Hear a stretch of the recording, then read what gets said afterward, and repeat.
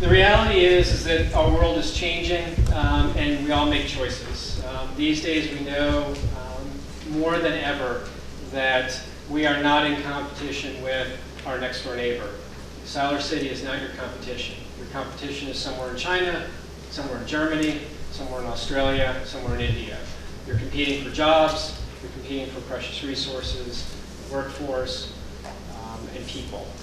And all of those things are much different these days than they were 20, 30, 40 years ago. And so it's an interesting opportunity that's placed before you to decide how you want to change. Because you can change in many different ways. Communities change and they decline, and some communities change and they grow. No community changes and stays exactly the same. So you have choices to make. The review process that you put before us in a pretty aggressive time schedule. So apologize if we've missed anything. We try to be as comprehensive in our review as possible in the last few weeks. And we've also not had the opportunity to speak with everyone who has potentially an opinion or some evidence, if you will, to express as part of this.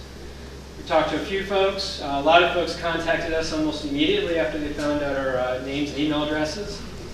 And we also reviewed the record that you all have, which is pretty exhaustive. And kudos to you all for keeping up with all that. But as you know, our task here is really to present some recommendations with regard to where you are in the Plan Development District Ordinance and the Plan Development District Master Plan that's before you today. So there are a number of key considerations that we are looking at as a result of this report. You know, this is a project that is located in an area that has some environmental challenges because it's between the existing community and a water supply watershed area.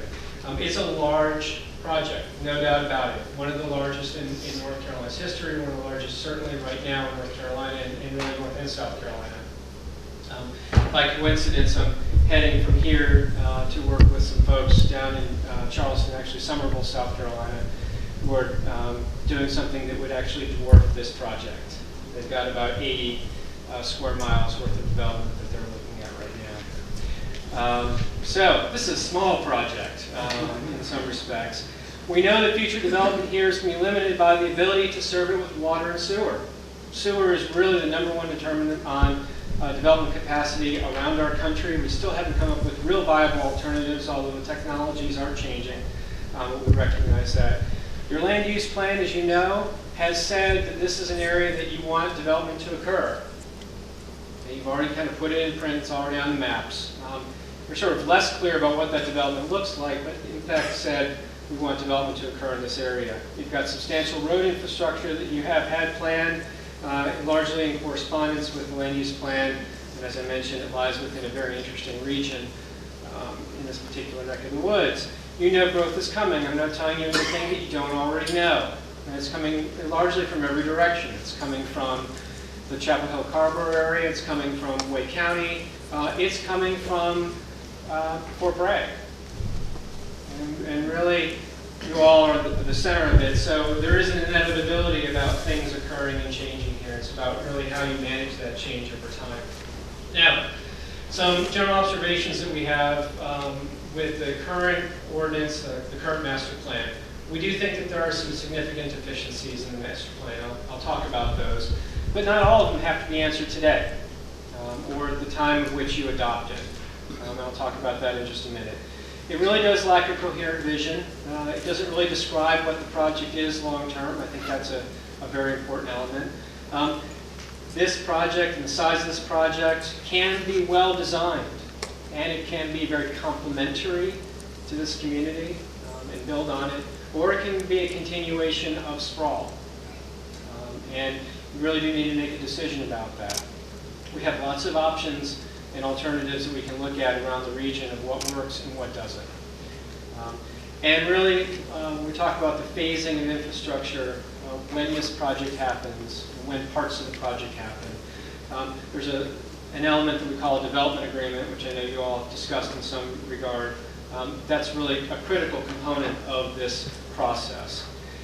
So some of the things to think about, I think that the PED ordinance that you have in place today is perfectly adequate. A lot of communities are using something very similar. A lot of communities use something that's called a conditional district to manage large development projects around the state. They were sort of made legal by the General Assembly back in 2006, 2007, after they had been in practice for probably about 20 years. So what you're doing is perfectly okay. The elements that you're asking for are perfectly normal. And so it is a good tool to use for a project like this. The one thing I'll add is that back in 0607, the General Assembly did say that when you are considering a rezoning, which is what this is, your planning board really does need to take a look at it and say, this is consistent with our adopted plans or it's not consistent with our adopted plans. It's just a statement that they need to make, and sort of recognizing those plans and those elements. Doesn't mean that you all have to abide by it. In fact, the general statutes say very explicitly it doesn't really matter. But it's something that you have to acknowledge and you have to entertain as part of the discussion.